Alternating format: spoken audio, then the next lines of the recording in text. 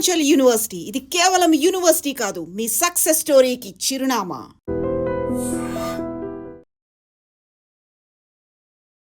నమస్తే, welcome to I dream talking point with కవిత.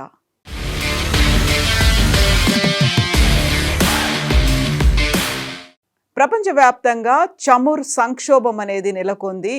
అంతర్జాతీయ మార్కెట్లో $100 దాటింది క్రూడ్ ఆయిల్ ధర. బట్ ఇరాన్లో పరిస్థితి ఇంకో రకంగా ఉంది. అక్కడ కూడా ఆయిల్ సంక్షోభం అనేది కనిపిస్తోంది. బట్ అది ఎగుమతి చేయకపోవడం వల్ల, చమురు నిల్వలు విపరీతంగా పేరుకుపోవడం వల్ల ఇరాన్లో ఇంకో క్రైసిస్ కనిపిస్తోంది. ఆంక్షలు, దిగ్బంధం, ఎగుమతులను అడ్డుకోవడంతో ఇరాన్లో ముడి చమురు పేరుకుపోతోంది. ప్రస్తుతం ఇరాన్ చమురు పరిశ్రమ సంక్లిష్ట స్థితిలో ఉన్నట్లుగా తెలుస్తోంది. ఖర్గ్ ద్వీపంలో చమురు ఉత్పత్తిని ఆపలేక ఒకవైపు, ఎగుమతులు స్తంభించడంతో మరోవైపు ముడి చమురు నిల్వలు ప్రమాదకరంగా పెరిగిపోతున్నాయి.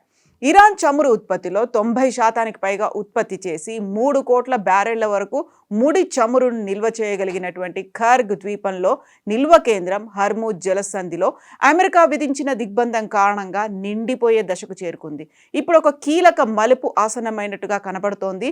అందుకోసం అదనపు చమురును సముద్రంలో నిల్వ చేయడానికి ఇరాన్ తన 30 ఏళ్ల నాటి నాషా అనే ట్యాంకర్ను తిరిగి వినియోగంలోకి తీసుకొస్తోంది. అనేక ఏళ్లుగా నిరుపయోగంగా ఖాళీగా పడి ఉన్నటువంటి నాషా అనే నౌకను ఇప్పుడు ఎగుమతి చేయలేని అదనపు ముడి చమురును నిల్వ చేయడానికి తేలియాడే నిల్వ కేంద్రంగా తిరిగి వినియోగించాలి అని ఇరాన్ భావిస్తోంది. అయితే ఈ చర్య కేవలం తాత్కాలిక పరిష్కారమే అయినా ఇరాన్ దీనిపై ఆధారపడడం చూస్తే అమెరికా నావికా దిగ్బంధం ఆ దేశ చమురు మౌలిక సదుపాయాలను ఎంత గట్టిగా అడ్డుకుంటోందో స్పష్టమవుతోంది. మరో 1.30 క్రోర్స్ బ్యారెళ్ల చమురుకు మాత్రమే స్థలం ఉందని, నికరంగా లోపలికి వచ్చే చమురు రోజుకు సుమారు 10 లక్షల నుంచి 11 లక్షల బ్యారెళ్ల చొప్పున ఉందని సముద్రయాన విశ్లేషకులు చెబుతున్నారు. ఇదే రేటుతో 12 నుంచి 13 రోజుల్లో నిల్వలు నిండిపోతాయని విశ్లేషకులు అంచనా వేస్తున్నారు. ట్యాంకర్ ట్రాకర్స్ అనేటువంటి సముద్రయాన ట్రాకర్ ప్లాట్ఫామ్ అందించినటువంటి ఉపగ్రహ చిత్రాల ప్రకారం ఏప్రిల్ 16న ఇరాన్లో ఉన్నటువంటి ఖర్గ్ ద్వీపంలో ఉన్న ఎగుమతి టెర్మినల్ వద్ద 3 ట్యాంకర్లు మొత్తం 50 లక్షల బ్యారెళ్ల సరుకును లోడ్ చేస్తున్నట్లుగా కనిపిస్తోంది. ఒకవేళ చమురు నిల్వ సామర్థ్యం పూర్తిగా నిండిపోతే ఇరాన్కు కొన్ని ప్రత్యామ్నాయాలు మాత్రమే మిగిలి తీవ్ర సంక్షోభాన్ని ఎదుర్కోవాల్సి వస్తుంది. నిల్వ చేయలేని చమురును ఉత్పత్తి చేయలేదు, అలాగే ఎగుమతి చేయలేని చమురు టెహ్రాన్కు అవసరమైనటువంటి ఆదాయాన్ని కూడా అందించదు. ఈ దిగ్బంధనం కేవలం సైనిక వ్యూహం మాత్రమే కాదు, ఇది ఇరాన్పై ఆర్థిక ఉచ్చుగా మారబోతోంది అని ఇప్పుడు విశ్లేషకులు చెప్తున్నారు. గతంలో America treasury secretary Scott Bessent Iran త్వరలో తన ముడి చమురు నిల్వ సామర్థ్యాన్ని చేరుకోవచ్చని హెచ్చరించారు. చమురు నిల్వ చేయడానికి స్థలం కొరత ఒక ప్రధాన సమస్యగా మారింది. ఎందుకంటే ఇరాన్ తన బావులను మూసివేయాల్సి వస్తుంది. ముఖ్యంగా వాటర్ ఇంజెక్షన్ క్షేత్రాలను నిలిపివేయడం మరింత సమస్యాత్మకం.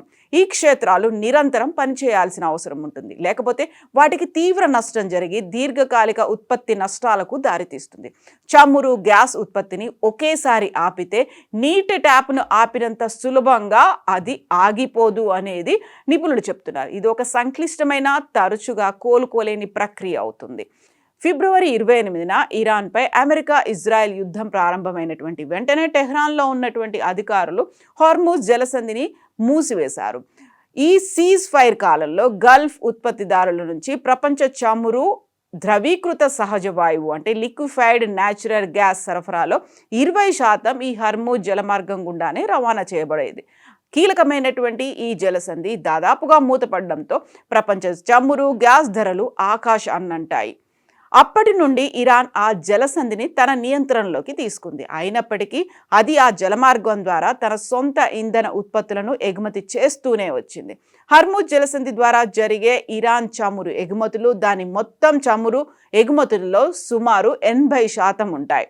వాణిజ్య నిఘా సంస్థ అయినటువంటి క్లర్ప్ ప్రకారం ఇరాన్ మార్చిలో రోజుకి 1.84 మిలియన్ బ్యారెళ్ల ముడి చమురును ఎగుమతి చేసింది. ఏప్రిల్లో ఇప్పటి వరకు 1.71 మిలియన్ బీపీడీ రవాణా చేసింది. 2025లో సగటున ఇది 1.68 మిలియన్ బ్యారెళ్లు మాత్రమే ఉండేది.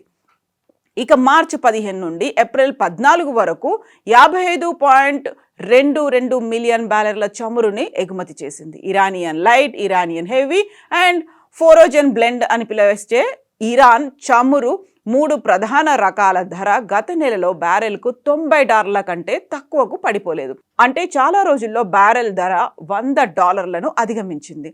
బ్యారెల్కు కనీసం $90 అంచనా వేసినా కూడా ఇరాన్ గత నెలలో తన చమురు ఎగుమతుల ద్వారా కనీసం $4.97 బిలియన్ ఆర్జించినట్టుగా లెక్కలు చెప్తున్నాయి. అయితే దీనికి విరుద్ధంగా యుద్ధం ప్రారంభం కావడానికి ముందు ఫిబ్రవరి ఆరంభంలో ఇరాన్ తన ముడి చమురు ఎగుమతుల ద్వారా రోజుకి సుమారు $115 మిలియన్ అంటే నెలకు $3.45 బిలియన్ సంపాదిస్తూ ఉంచేది. సులభంగా అంటే చాలా ఈజీగా మనకు అర్థమయ్యేటువంటి లెక్కల్లో చెప్పుకోవాలంటే యుద్ధానికి ముందుతో పోలిస్తే గత నెలలో ఇరాన్ చమురు ఎగుమతుల ద్వారా 40% ఎక్కువ సంపాదించింది. దీనిని అమెరికా ఆపింది. అంటే ఇరాన్ ఓడరేవులపై అమెరికా నౌకాదళ దిగ్బంధనం వెనుక ముఖ్యమైనటువంటి ఉద్దేశం అమెరికా ఇరాన్ను ఆర్థికంగా దెబ్బతీయడమే. అందుకే ఇప్పుడు ఇరాన్ అమెరికా ముందు 3 అంశాలని ఉంచింది. యుద్ధం ఆపాలంటే ఈ 3 అంశాలు ఖచ్చితంగా చేసి తీరాల్సిందే అనేది. ఒకటి, హర్ముజ్ జలసంధిని ఓపెన్ చేయడం. రెండవది, తమ నౌకాదళాల మీద ఉన్నటువంటి దిగ్బంధనాన్ని అమెరికా తొలగించాలి అనేది.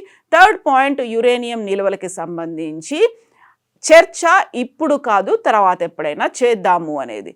ఒక రకంగా ఇరాన్ సుప్రీం లీడర్ మరణం తర్వాత ఇరాన్ లొంగిపోతుంది అనుకున్నప్పటికీ 2 నెలలు కంప్లీట్ అయిపోయాయి, 3వ నెలకి ఎంటర్ అయిపోయింది.